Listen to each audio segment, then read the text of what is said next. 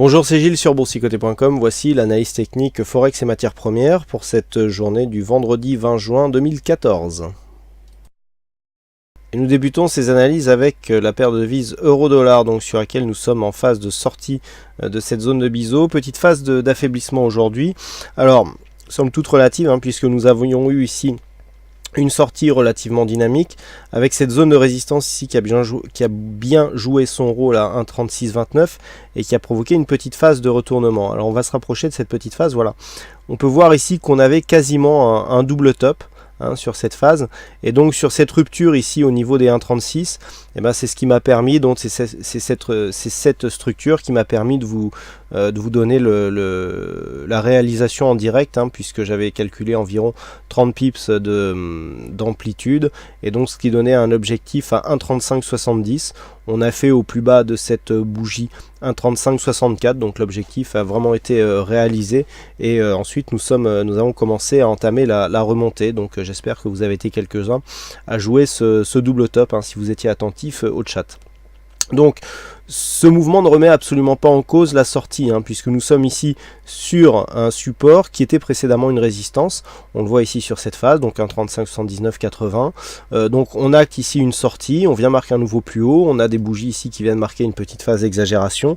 On corrige dans un premier temps, on a du mal à franchir cette zone des 1,3629, et donc on marque un petit point de retour, donc sur une ancienne résistance qui est confirmée actuellement comme zone de support. Alors ce qui est un peu plus embêtant, c'est l'enfoncement ici de la moyenne mobile 20 exponentielle, mais on peut continuer ici sur ces bases à monter, et donc cette hausse serait validée sur un prochain dépassement de ce point haut significatif qui se situe à 1,3644. Donc c'est sur un dépassement des 1,3644 que nous aurions une validation de la continuité de ce mouvement haussier. Je rappelle que pour vraiment confirmer ce mouvement, il faudrait casser ce point haut significatif qui se situe à 1,3677, tout simplement puisqu'il correspond à la dernière zone de contact ici sur cette zone de biseau, avant ici la phase qui avait amené une configuration de sortie par rapport à la cassure de cette résistance baissière. Donc ça sera intéressant que la dynamique ici continue, que l'on valide réellement la sortie de cette configuration. Du point de vue des indicateurs, nous avions ici une phase de surachat relativement marquée, une bougie presque totalement hors-bol, configuration en surachat. Sur le retour de hors-bol, bien sûr, on vient changer l'orientation des histogrammes du MACD. C'est un setup assez connu, pour ceux qui me connaissent depuis longtemps, c'est des éléments que j'utilise, et donc qui peuvent favoriser un retournement. Donc sur cette phase, le retournement, comme je vous l'ai dit, est logique. On revient ici valider une zone de point haut comme zone de point bas. Donc pour l'instant, nous ne sommes pas dans une phase d'invalidation de cette sortie. Donc l'orientation court terme reste haussière, et elle sera totalement pérennisée sur une cassure haussière de cette zone de point haut à 1,3644. Sur le dollar yen, nous assistons à une phase ici d'oscillation, donc on tourne ici autour de cette zone des 102.13. Regardez comment cette zone a encore fait office, on change vraiment la polarité autour de cette zone, zone qui était donc précédemment résistance ici, support sur cette phase là, ensuite zone de point haut, donc résistance là, zone de support sur cette phase, on retraverse, on vient chercher un point bas, et là on est en train de la tester une nouvelle fois comme phase de résistance. Donc on neutralise la tendance, de toute façon d'un point de vue moyen terme nous sommes neutres depuis maintenant relativement longtemps. Il n'y a juste que cette zone de support que je vous ai indiqué hier comme étant très peu dynamique qui guide quelque part cette pseudo tendance, mais bon, je dirais que nous sommes neutres d'un point de vue moyen terme depuis maintenant quelques semaines. Les oscillations se font toutes dans les mêmes zones de cotation. Donc ces mêmes zones de cotation définissent un range, si on le prend relativement large, je dirais qu'il va de 100.85 à 103.34. Donc ça c'est approximativement le range actuel. Tant que les cours sont dans cette zone, il est difficile de définir une tendance, tant les allers-retours au sein de cette zone depuis quelques semaines ont été nombreux. Donc pour l'instant on reste ici dans le même biais en adoptant un biais neutre sur le dollar yen. Et enfin nous terminons ces analyses avec l'or, avec une configuration technique vraiment au cordeau. Alors vous pouvez vérifier sur la vidéo d'hier, je n'ai déplacé absolument aucune zone horizontale par rapport à la précédente analyse. Ce que nous avons, c'est techniquement très propre. on a ici une phase de cassure. On casse ici la zone des 1306 qui était une zone majeure du point de vue de la tendance. On vient quasiment rallier l'objectif. Vous voyez, on a un point haut ici sur cette bougie qui se situe à 1322 $ l'once pour une zone horizontale définie à 1322,4. On revient chercher, mais alors quasiment au point près, cette zone des 1306 $ l'once, puisque nous avons donc 1306,6 sur la valeur de cette zone horizontale. Et regardez le point bas, 1306,6 sur cette bougie avant de commencer à repartir à la hausse. C'est dire si cette phase de hausse, même si elle est soudaine, même si je vous la décrivais comme très puissante hier, continue à répondre à une configuration technique. Nous avons ici des bougies qui sont une bougie qui est totalement hors bol.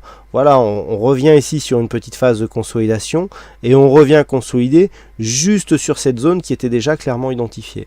Donc là, on a, malgré cette grosse accélération, quelque chose qui est très technique. Je le répète, je n'ai absolument touché aucune zone horizontale sur ce graphe.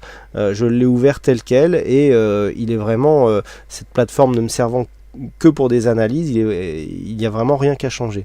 Donc, ce que nous pouvons constater, c'est que par rapport à cette phase de hausse, et donc si nous traçons les retracements de Fibonacci, puisque nous sommes quand même sur une tendance relativement dynamique, ce que nous pouvons constater, c'est que cette zone ici des 1306,6 correspond à peu de choses près, vraiment très peu de choses près, à la zone du 23,6% de Fibonacci. Ce qui veut dire que nous sommes ici sur une phase de dynamique qui consolide pour l'instant sur une phase horizontale. Pour avoir une consolidation baissière, il faut avoir une cassure ici de ce retracement des 23,6% et venir viser ici cette zone des 1297,9, donc autant dire 1298 $ l'once. Donc c'est l'enjeu des prochains mouvements de l'or. Sur une rupture ici de cette zone des 1306, nous aurions un objectif à 1298 $ l'once. Par contre, tant que l'on reste ici au-dessus de cette zone, il y a plusieurs signaux qui vont dans le même sens. Je m'explique. Le fait de rester ici au-dessus des 1306,6 impose cette zone des 23,6% de Fibonacci comme zone de support. Un support sur un retracement à 23,6, c'est une consolidation horizontale et cela démontre que malgré le gros mouvement que nous avons eu ici, il y a encore une forte pression qui s'exerce à la hausse sur cette phase de consolidation qui empêche les cours de descendre un peu plus. Donc on reste sur un biais assez dynamique, toujours orienté à la hausse. Si on écarte un petit peu ce graphe, sur une rupture ici de cette zone, nous avons d'autres objectifs qui se situent légèrement plus haut. Je veux bien sûr parler de cette zone ici des 1333 $ l'once qui, en cas de rupture de cette zone des 1322, sera définie comme étant le prochain objectif. Et ensuite, nous avons 1353 $ l'once. Donc vous l'avez compris, nous étions ici sur une phase baissière sur cette zone d'évolution. Le fait d'avoir ici cette configuration nous met sur une phase de retournement et donc va dans le sens d'un retour, d'un mouvement baissier donc sur le gold. Par contre, pour acter un retournement donc de la tendance, je dirais court-moyen terme, il faudrait venir casser ici cette zone des 1330 $ l'once. C'est une zone dont je vous ai beaucoup parlé à une époque. Et bien c'est désormais cette zone qu'il va falloir venir casser pour confirmer ici le retournement total de la tendance. Voilà ce que nous pouvons dire donc sur ces analyses techniques Forex et matières premières. Il ne me reste plus qu'à vous souhaiter à toutes et à tous un bon week-end, bonne chance au prochain trade et on se donne rendez-vous dès la semaine prochaine pour d'autres analyses techniques en vidéo. Bonsoir à tous.